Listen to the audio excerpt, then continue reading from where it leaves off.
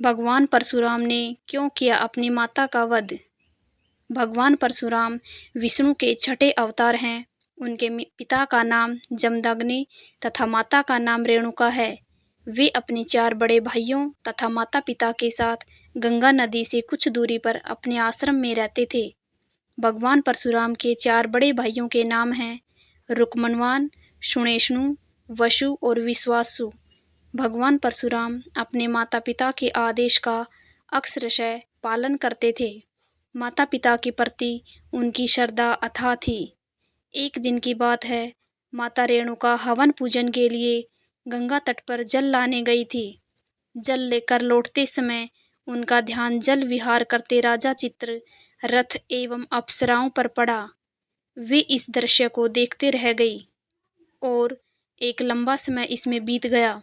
महर्षि जमदग्नि हवन पूजन हेतु बैठे हुए थे और उन्हें देर हो रही थी। तभी उन्होंने अपनी दिव्य दृष्टि से जानना चाहा कि आखिर देवी रेणुका को इतना विलंब क्यों हो रहा है। यह सब जानते ही वह अति क्रोधित हो उठे। जब तक देवी रेणुका आश्रम पहुंची, तब तक पूजन हवन में विलंब हो चुका था और महर्षि जमदग्नि आग बबूला थे।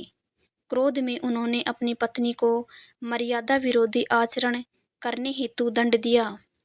महर्षि जमदग्नि एवं माता रेणुका के सभी पुत्र वहां उपस्थित थे। उन्होंने एक एक कर अपने पुत्रों को अपनी माता का वध करने का आदेश दे दिया। अपने पिता की अवहेलना कर उनके 4 पुत्रों ने माता का वध करने से मना कर दिया। पिता की आज्ञा विमुख होने के कारण महर्षि जमदग्नि में अपने 4 पुत्रों को विचार शून्य होने का श्राप दे दिया। यह सब भगवान परशुराम देख रहे थे। तभी महर्षि जमदग्नि ने अपने सबसे छोटे पुत्र भगवान परशुराम से माता का वध करने को कहा। तब भूत भविष्य जानने वाले भगवान परशुराम ने बिना एक क्षण समय व्यतीत किए अपनी माता का सर काट कर उनका वध कर दिया। यह देख महर्षि जमदग्नि अति प्रसन्न हुए। उन्होंने अपने बेटे परशुराम से 3 वरदान मांगने को कहा।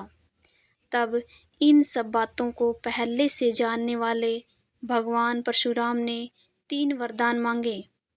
पहला, माता रेणुका पुनर्जीवित हो और उनके चारों भाई स्वस्थ हो जाएं। दूसरा, इनमें से किसी को भी इन बातों की स्मृति न रहे। तीसरा, वे दीर्घायु एवं अजय हों। भगवान परशुराम की मांग सुनकर महर्षि जमदग्नि को अपने क्रोध का एहसास हुआ। तथास्तु कहकर उन्होंने अपने पुत्र को तीनों वरदान दे दिए। महर्षि जमदग्नि समझ चुके थे कि कोई भी पुत्र ऐसे अपनी माता का वध नहीं कर सकता जब तक वह स्वयं भूत भविष्य जानने वाला न हो।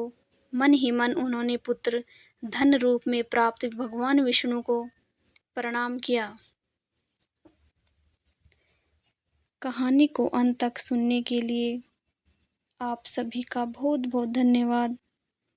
आशा करती हूँ कि आपको ये कहानी पसंद आई होगी। अगर आपको ये कहानी पसंद आई है तो चैनल को सब्सक्राइब करना, वीडियो को लाइक करना और शेयर करना ना भूलें।